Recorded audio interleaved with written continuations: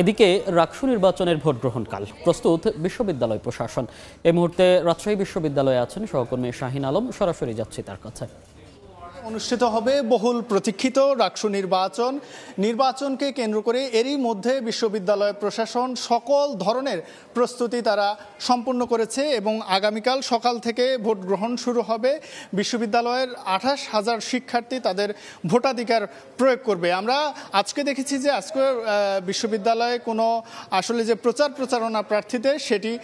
নেই, গতকালকে সেটি শেষ হয়েছে এবং আজকে মূলত বিশ্ববিদ্যালয় প্রশাসন এবং নির্বাচন কমিশনের পক্ষ থেকে যে প্রস্তুতি সেটি তারা সম্পূর্ণ করছেন এবং যে ব্যালট বক্সগুলো রয়েছে সেগুলো বিশ্ববিদ্যালয়ে কোষাধ্যক্ষর যে কার্যালয় সেখানে এনে রাখা হয়েছে এবং আগামীকাল সকালে আসলে কেন্দ্রে যে 17টা কেন্দ্র রয়েছে সেই কেন্দ্রে এই ব্যালট বক্সগুলো তারা পৌঁছে দেবেন। এখানকার নির্বাচন কমিশনের সঙ্গে আমরা কথা বলেছি, তারা বলেছে যে তাদের এরই মধ্যে নির্বাচনের যে কেন্দ্রগুলো রয়েছে সেগুলো সহ সব ধরনের প্রস্তুতি তারা সম্পূর্ণ করেছে এবং আসলে দীর্ঘ 35 বছর পর রাজশাহী বিশ্ববিদ্যালয়ে কেন্দ্রীয় ছাত্র সংসদ এবং হল সংসদের এই নির্বাচন অনুষ্ঠিত হবে। এই নির্বাচনকে কেন্দ্র করে যারা প্রার্থী রয়েছেন তারা দীর্ঘদিন ধরে তারা প্রচারণা করেছেন এবং প্রার্থীদের কাছে তারা গিয়েছেন, তাদের যে ইশতেহার এবং সেটি তারা জানিয়েছেন এবং আগামীকাল আসলে ভোটাররাই মূলত নির্ধারণ করে দিবেন তারা আগামী দিনের আসলে ছাত্র প্রতিনিধি হিসেবে কাকে মনোনয়ন দিবেন, ম্যান্ডেট দিবেন সেটি কিন্তু আগামীকাল নির্ধারণ হবে এবং যথাসময়ে ভোট গ্রহণ শেষে ভোট গ্রহণের পরপরই কিন্তু ভোট গণনার কার্যক্রম